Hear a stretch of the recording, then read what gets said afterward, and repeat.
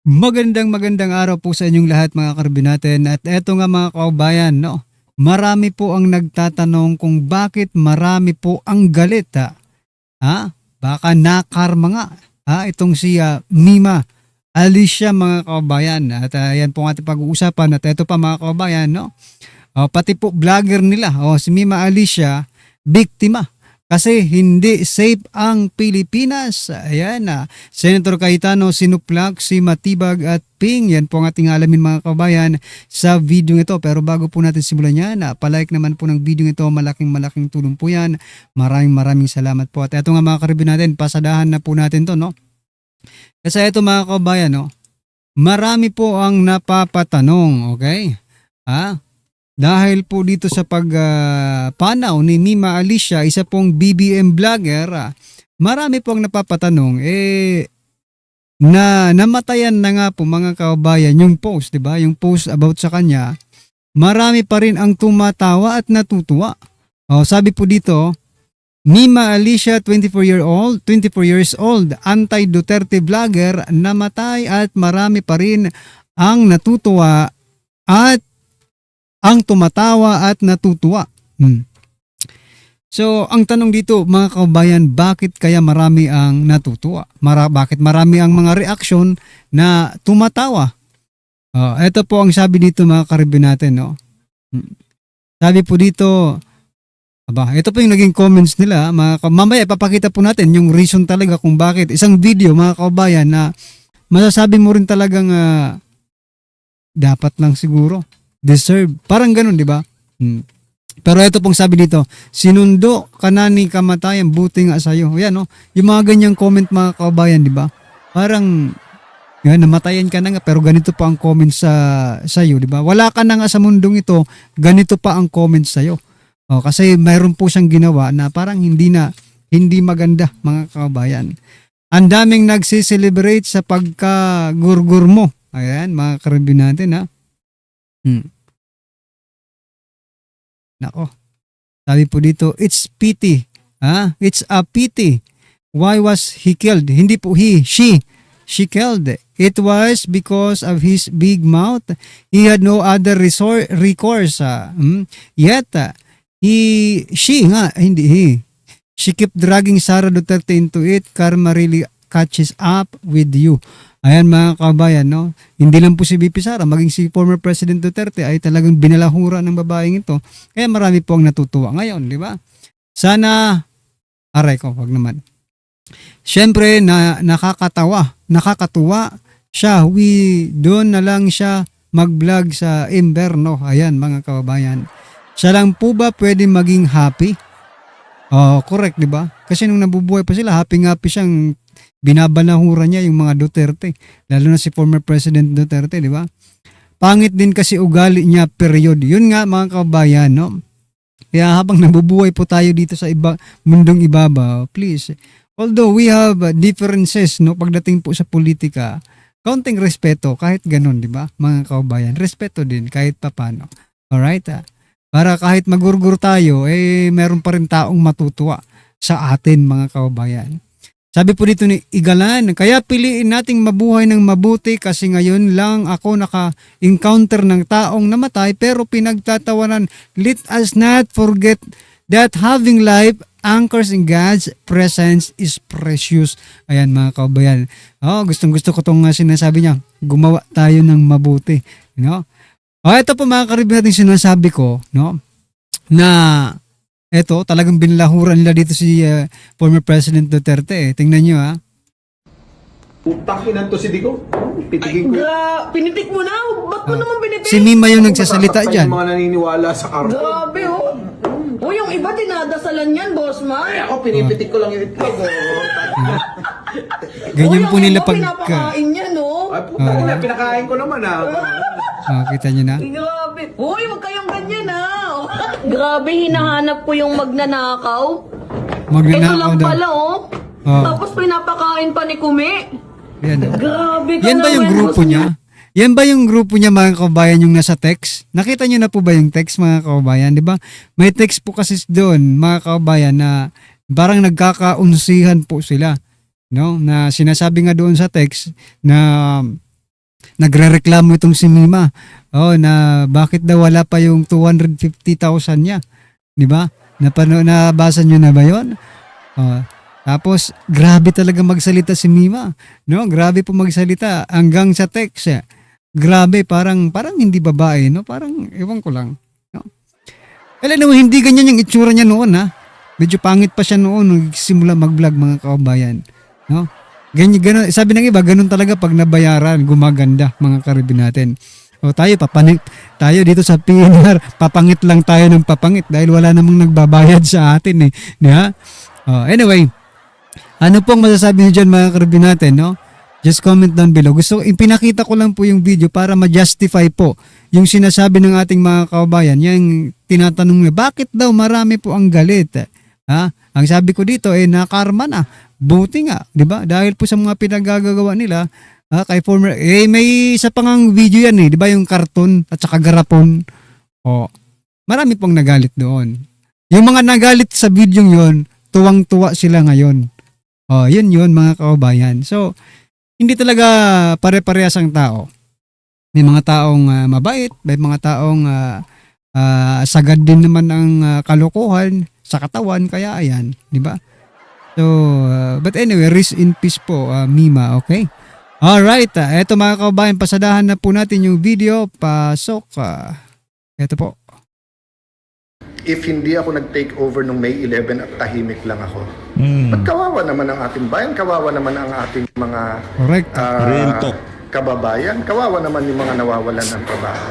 Nanunood sila. So katulad ako, lahat ng sabihin ko dito i-fact check, di ba? Sabi ni Erwin Tulfo, wala naman daw witness na pwedeng patawag. Siya muna ipatawag natin. Live ho nitong si Senator Alan Peter Cayetano at ang guesting nitong si Attorney Salvador Panelo dyan sa Politico Talks ang ating pag-uusapan dito sa video na to. Pero bago ho yan, isang like at isang subscribe. Yeah, mga kababayan, Masaya po tayo palike at dyan at sa mga subscribe po, mga susuman sa kababayan. ating po. Talagang pinagpipilitan ng ating mga kapulisan na seek daw ho ang Pilipinas kay mga panahon na to. Pakinggan natin to. Ligtas po. Ligtas. Pero kagaya nga po ng sinasabi. Yan ang problema. Yung tipo Ligtas ang Pilipinas pero pati yung vlogger ng administrasyon ay nadali pa. Sa sobrang ligtas ng Pilipinas, ano ba itong Pilipinas ngayon? Yeah. Sunod-sunod di ba? Sunod-sunod na kamalasan ang dumadating sa atin, mga kababayan. Di ba? Teka lang, na-forward. Teka, ito sa kanyang previous year. Ano previous period? Ano ba? Ano period? O nagkaka-period ka na rin para si Ping Lacson, gano'n? Hindi, si Kapungan Pero din. this is small consolation. Naintindihan po natin na this is small consolation po kung hindi po ito ang ating nararamdaman. Anong small consolation? No? Dalawang motor taxi driver ginurgor sa magkasunod na araw. Hindi, simulan mo doon sa sa Tacloban, no? Una pa yata yung tinadtad na ina, di ba?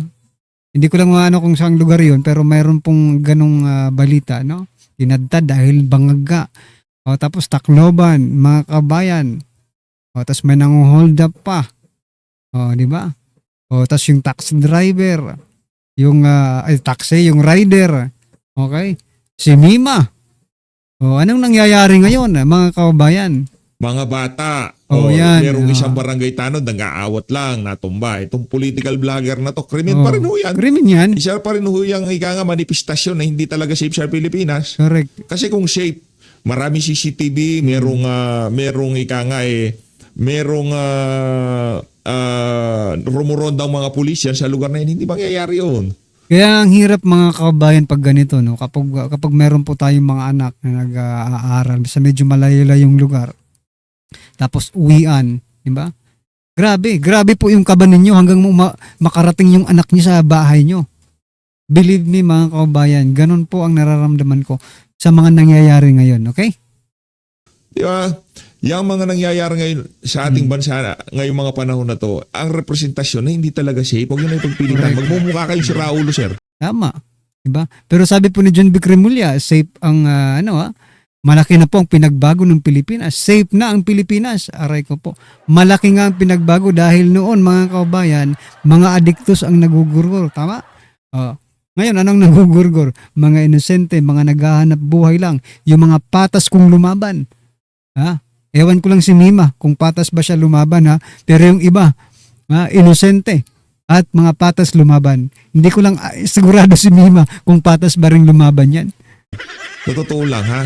Yung statistics po natin talaga, pababa po talaga yung krimen. But Wow. Ang statistic Base po sa data, mababa. Pero base sa sa mga nangyayari, aanhin mo naman yung data na yan kung ang nangyayari sa kapaligiran mo ay sobra-sobra pa sa statistics na yan. Nako. namamanipula ang numero. Correct. Comelec nga, boto na nga, rehistrado na nga yung mga bumuboto, naluloko pa. Oh. Yung pag Sa Comelec nga, talo na, panalo pa eh. statistic ng mga krimen-krimen na yan, buwisit na pulis to. Yun nga, ang boto natin wala naming lumaban ng patas. Trabaho Correct. armas. Paano ka namin tutulungan? Pag tinulungan namin kayo, gugurgurin kami. Correct. Lalagyan kami ng gripo sa tagiliran nitong mga kawatan na to. Pambira. O bigyan nyo kami ng armas. Tulungan namin kayo. Bawal nga. Hindi nga pwede. Bawal, no. Praise God for this opportunity. Ay, sorry. Sorry, Shena. Sorry, medyo naano lang ako, medyo nadala lang ako doon sa aking unang paksa. Dahil nga naman linuloko na naman nilang ating mga kababayan. Yung classification sa atin ng parang ganun lang yan. Less po ang killings na nangyayari at lubusan po kaming nakikiramay dun po sa mga nagiging victims ng senseless crimes. I mean, it's hard enough po na yung mga namamatay sa sakit at saka sa gutom, kawalan ng trabaho, kawalan ng pag-asa, but when there are also senseless killing and of course Wala na akong segue ito, dire-diretso na kay SP Cayetano. lalo pa pag medyo young pa, they deserve a full life, di ba? So sometimes the most difficult time to say thank you, Lord, is when it's the hardest of times, no? But as a nation, we thank God for the Philippines, we thank God for lahat ng Pilipinos. Marami talagang dapat managot na leaders natin, but we also still pray for our leaders, no? So tonight, I want to answer some issues and again, talk about our economy regarding yung sunod-sunod na announcement ng ayuda. Any help Ayuda from the na naman. government, any ayuda is good. But we have to discuss saan nila kukunin ng pera, paano nila distribute, at ano yung programa at ano yung purpose. So let me start muna with mistakes, no? Klarong-klarong mistake lang. 3 mistake lang. Sinabi po ni Senator Erwin Tulfo, wag daw ako masyadong hot doon sa flood control investigation. Ang sabi niya, relax lang daw ako. Relax So lang. mistake number 1, hindi po ako yung hot at hindi po ako yung hindi nagre-relax. Taong bayan. Ang ating pong mga Correct. kababayan, every single Filipino has asked for an accounting of the biggest corruption scandal in our country in history, involving not billions, not tens of billions, not hundreds of billions, but it involves trillions of pesos. Dahil every year po lampas 5 trillion pesos ang ating budget, and since 2023 1 trillion more or less sa DPWH pa lang na infrastructure, more or less 1/3 doon ang Pero wala flood tayong control, nakikita. yung pa lang na imbestigahan. Grabe. So when you tell us, Senator Erwin Tulfo, relax ka lang, Relax lang. grabe ang init ng ulo mo pag sa programa mo sa TV at radyo Correct. Kaya, 2-3 na tao kausap mo, problema ng mag-asawa, tama yon. Kasi those are real lives and real problems. Pero ito, problema ng buong Pilipinas, sasabihan mo kami lahat, relax ka lang. Let me explain bakit ko sinasabing ang sinasabihan ni Erwin Tulfo ay lahat po tayo. Remember po, sa minority, toka-toka po kami. Ang nakatoka sa flood control ay si Senator Rodante Marcoleta. Okay? At siya nag-umpisa nito as chairman. At umpisa pa lang ng hearing, napapakanta na niya ang mga witness, di ba? Correct. O anong naging problema? Pinalitan siya. O, pagkatapos siyang palitan, kinasuhan Kinasuhan. siya. Ngayon, Pagkatapos siyang kinulong. kasuhan, di ba, nakapag-take over po Oh. ang grupo natin, inisa-isa po kami. Sinugod po ng NBI ang Senado para hindi sana makaboto si Senator Bato. Afterwards po, May 13, full battle gear, sinurround na naman ang Senado. At pagkatapos inaresto si Senator Jinggoy, then inaresto naman po, bago arestuhin si Senator Marcoleta, ano po ginawa nila? Pinilit na hindi maka-hearing ang Blue Ribbon Committee kahit tumuloy. So my point is, I have to step in. Kinulong na nila yung tao eh. Hindi man pwedeng sa minority, hindi man pwede sa Senado, si Senator Lacson at si Senator Erwin Tulfo na lang ang siyang mamahala sa flood control, tapos may pasahan sila ng bola sa DOJ at Ombudsman at pipiliin lang nila Tapos diretso yung pa witnesses. Pipiliin Sa lang nila kung Bayan. sinong gusto nilang ipakulong at hindi. Samantalang ang linaw-linaw, sabi ni Senator Lacson, walang mastermind. Sinabi naman ni Ombudsman, meron. O tapos ipagbibintangan nila yung Duterte administration. Ever since po, and in many countries, sa bidding at infrastructure may anomalya.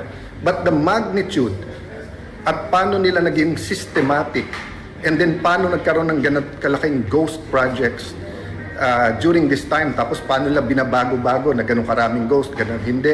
Tapos yung factual lang ngayon na mag-accounting lang di ba? Wala pa. So mistake number 1 na parang palabasin ni Erwin Tulfo. Relax lang tapos. Okay, mistake number 2. Ang sabi po niya, araw-araw nag-impeachment. So paano mag-hearing? Monday to Wednesday lang tayo, pare. Nag-hearing. Paano daw gagamitin ng session hall? Maraming kwarto po ang Senado. And even sa session hall, walang gumagamit ng Thursday at Friday. So mistake number 2 po.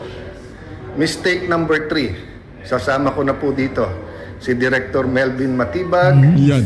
yung Malacanang. Kasi wag niyo masyadong pansin si NBI Director. Sumusunod lang yan, yung boss niya. Akala ni Senator Lacson, akala ni Senator Erwin Tulfo, akala ni Director Matibag, akala ni Ate Claire, tangang mga tao. They think we're all stupid, di ba? So, kung kailan kami mag-take over, biglang papangakuan yung ibang senador, hindi sila kakasuhan. Tapos, wag lang daw si Loren Legarda. February yon. Pag take over ko May 11, biglang yuyunog-yugog ang Senado, biglang may trouble, may fully armed, full battle gear na mga NBI. May security Hindi daw threat. sila pumasok sa loob ng Senado, pero nandyan lahat ng ebidensya. O pagkatapos, may ikukulong, may babaliktad, wala naman 13, aagawin nila yung Blue Ribbon Committee nung natuloy pa rin, gagawa ng special session. O sinabi po mismo yan nung ating presiding officer ngayon si Senator Chis Escudero na kaya nagpatawag ng special session para mapalitan ang Senate President. And then yung araw kung kailan sisimulan yung impeachment, aarestuhin si Senator Marcoleta. O tapos 2 weeks, ano ba ginagawa ko the last 2 weeks? Hindi ba trabaho ko? So whether you like my performance or not sa impeachment, 21 kami nandun. So lahat kami ay kailangan manindigan base sa amin konsensya. Hindi nila gusto. So gusto nila akong alisin. So sasabihin, wag ako mangangamba. Alam naman natin yan, ngaw-ngaw, kaso, imbestiga, and then biglang plunder, biglang kulong. Diba? Bakit tayo papayag ng ganon? Nilalaban pa natin yung kay Senator Marcoleta. Nilalaban pa natin yung ginawa kay Jinggoy. Dadagdagan nyo pa. Kunari pa kayo, nasasabihin nyo. 16 ang kailangan para 2/3 na yon para makonvict. And then, pag naging 21 na lang, sasabihin nyo, 14 na lang. Pag naging 19 na lang, 13, pwede na. Diba? Kaya sabi ko nga, ingat po tayo. So, that's the third mistake, to think that we are stupid. Tapos sasabihin nila, incidental, hindi ako yung target, wag magagalit, and then parang on cue, yung ombudsman may sasabihin din. So, mga kapatid, kung gusto nilang manggipit, gusto lang gamitin lahat ng puwersa ng gobyerno, gamitin nyo. Pero yung just because print ng traditional media, nire-report yung sagot nyo, Pinapaniwala ng tao. hindi ibig sabihin naniniwala yung Palakpakan natin si Senator Cayetano. Yan hindi nila. Ang tagal nyo na sa 30 weeks po, 30 linggo po yung impeachment. Importante po yan. 30. Anak ng tokwa, nakadalawa pa lang tayo. Ilan pa ba? Grabe, tagal-tagal. 30 linggo. So 29 weeks.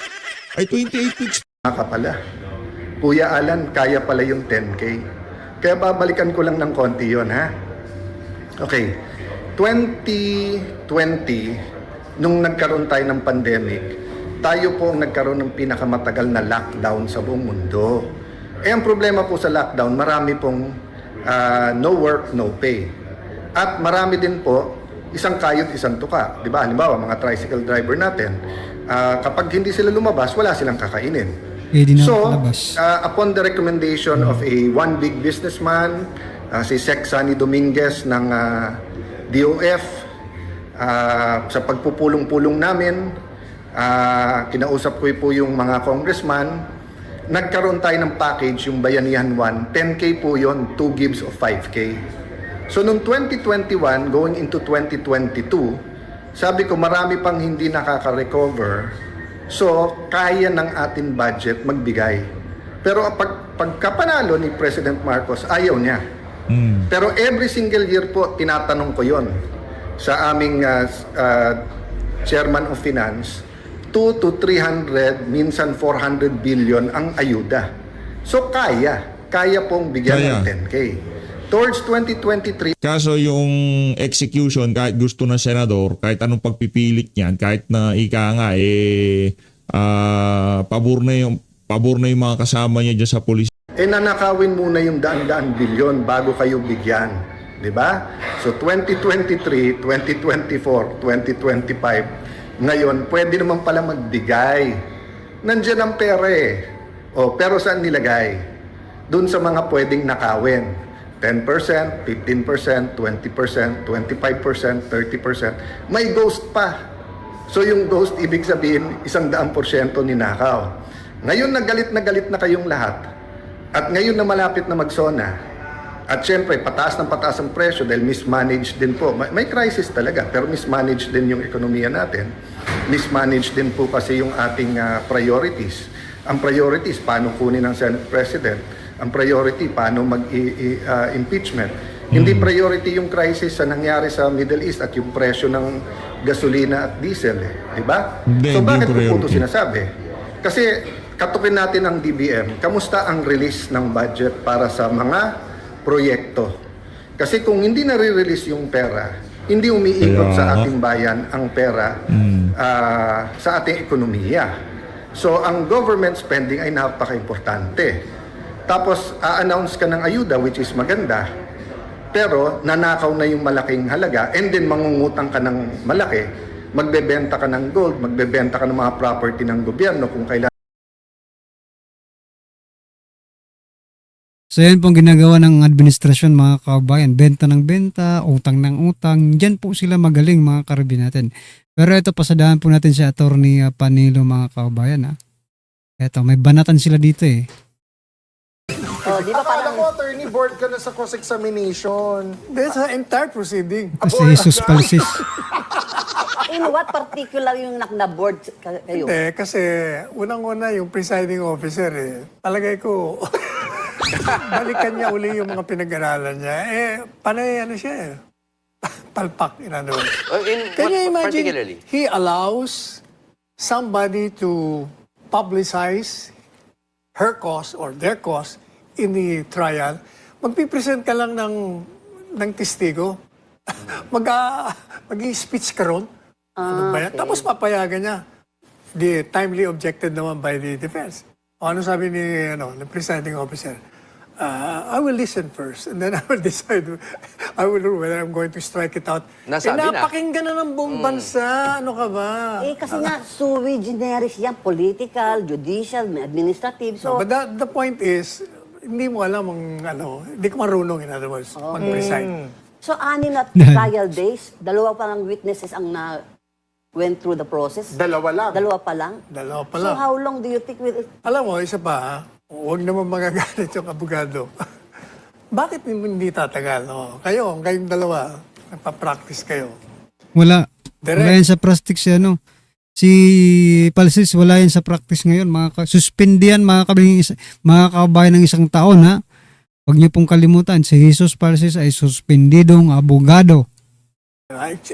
Concrete example lang. O sabi mo, ay may 4 na ahensya nag-react sa mga pahayag ni Vice President. Di sagot naman, yes sir. At ang sabi, inuulit niya lahat ng mga sinabi. At ang sabi mo, 4. 1, 2, 3, 4. Sabihin mo nga sa amin kung ano yung sinabi yung halimbawa, PNP. Sasabihin naman ng kung anong Yung witness. remark niya. Uulitan na naman ng abogado.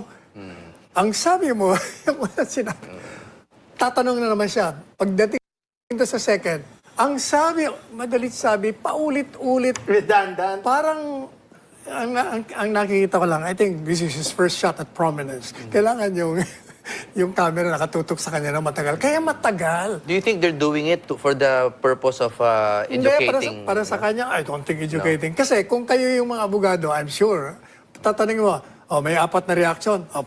Ano yung 4? 1, 2, 3, 4. Ano yung isa? Tapos na. Ano yung pangalawa? Ano yung pangatlo? Tapos na kagad eh. In 2 minutes tapos ka. Pero ito, my Puro God. summation. Puro summation. Inuulit niya yung sinasabi ng testigo at anak ng... Beating a dead horse. You are referring to the prosecution Oh, lawyer. yung abogadong counsel Si for the Attorney House. Liguatan. Your Honor, Whoever he Ligutan, is. ligutan. Ligutan. Your Honor, please. Huwag mo naman daw masyadong tirahin. So, tanong natin sa Attorney Panelo. Kasi parang napuri mo si Senator Judge Risa Ontiveros. Ay kasi naman, binibira siya na, bakit ka naman nagtanong ng gano'n? Bakit naman hindi? Dapat nga yun ang mga tanong mo eh. Kasi, ang puto niya, teka muna, Tuwang-tuwa siya, no? Ito ba, crime? O ito'y masamang asa lang ng Vice Presidente? At hindi impeachable. Yun ang mga dapat na tanong. Nangyari kay Palsis. Siguro na balitaan niya yung nangyari kay Mimali siya. Kaya medyo laylo ngayon si Palsis. Alam mo, ino-objectan ko or kinikriticize ko, you're limiting 2 minutes sa The mga judges. senator. My God, this is a collegiate body. Batang Supreme Court ba? Nililimit ang mga sarili nila pag nagtanong. 1 oras pa nga eh. pero- Bakit naman sila hindi pa pwede? 21 senator judges. So, Kahit pa, you want to find the truth, then give leeway to all these people. Hindi pa pwedeng nililimit mo. pero ang sinasabi nga nila, the Senate minute is longer than Senate minute. Diba? hindi naman 2 minutes talaga actually. Can Congress stop time? Meron ganyan kaso eh. Dahil nilimit mo, siyempre, nagmamadali siya. Yung gusto niya sabihin, hindi niya At least lahat natatapusin sila niya na applicable agad. yun. Applicable yung 2 Tingnan mo si minutes. Justice Marvick Leone kung magtanong. Abutin ka na 1 oras sa tanong niya. Anyway, Dapat ganun. sa Para tatlong- malaman mo katotohanan. sa 3 mga panyeros dito, tatanong ko, ano po yung pinaka-highlight nung Kasali pala si impeachment Palsis. trial days? Ano nakita Suspended niyo naman yan. maganda? Simula tayo kay Attorney Jess. Wala akong 6 kasi masyadong na yun malawak. Doon muna ako dito sa last week lang. Okay, kasi sige. last week naman, nag-comment na tayo sa last week. Oh, sige. This week sa akin, ang pinaka-remarkable ay yung 4 factors na tiningnan ng NBI agent. Bakit serious yung threat, no? Kasi yung isa doon, nakakalimutan namin usually. Ako nga, hater Ito, wala kang maririnig dito kay Jesus Palsis mga kabayan na pabor kay BP Sara. Lahat po nang sasabihin nito against BP Sara. Pustahan pa tayo. Okay?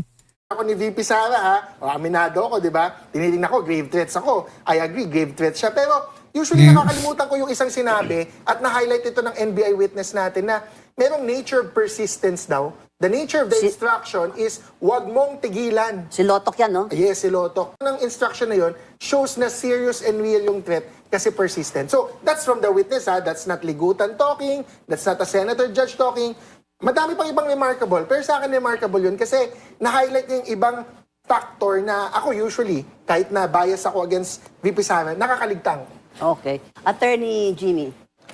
Ako yung yung investigation data forms na antedated, yung pagka-receive, Hindi ba among yan many, typo no? yun? Hindi yung Yung typo. mga typo errors, that's what I meant, no? Palagay ko yun yung pinaka-telling, no? Na there is a parang coordinated effort, no? Na talagang i-build up yung case regardless of facts, no? Kailangan po maintindihan ng publiko, give me a minute, no? Na I'll give you political minutes. Thank you. Salamat po mga kapatid. Hindi kasi yung mga ibang typo errors, maliliit. Huwag na natin pag-usapan yung ma'am naging mama, yung Department of Justice daw imbis na Department of Department of Education, Education. si Sarah, okay lang yon. Pero yung receive na Feb 12, ginawang January 30 para ma-antedate sa February 5 na initiation. Siguro naman there is malice there. Handwritten pa. Okay. So, marami pang iba, pero yun muna for now to show that there is a coordinated effort. Oh, alam natin na Coordinated nakita sa effort. TV si Attorney Sal sa tabi ng witness stand, kaya kitang-kita sa TV. Although nakatulog ka o ano ka, ano pinaka-highlight na Hindi naman nakita nga. sa... Hindi yung last 3 days. Tanong mo, anong pinaka-remarkable? Saan nung nagising ka talaga? Nung Attorney nagising Sal? ka Hindi tuloy. dapat remarkable. Ano, sir? Anong pinaka-unremarkable? Oh my! Ano Grabe. po? Yung itong testigong itong binanggit nyo, napaka-evasive. Si Wala Loto? pa itong sinagot na diretso. Wala Palagi nga. meron Oo, siyang iwas pusoy palagi. Saka yung, talagang- nakakainis, ano? Ginagamit siya. Dahil siya, ano, si Jesus pala, si- Lalong nahalata tuloy siya. Disqualifying. Si his Lotok statements. yun? Si Lotok? You mean Lotok? Ewan ko kung So yan mga kababayan, ano po ang inyong opinion dyan? Just comment down below mga karabin natin. At syempre huwag pong kalimutang i-like ang video ito. Malaking tulong po yan. Maraming salamat po.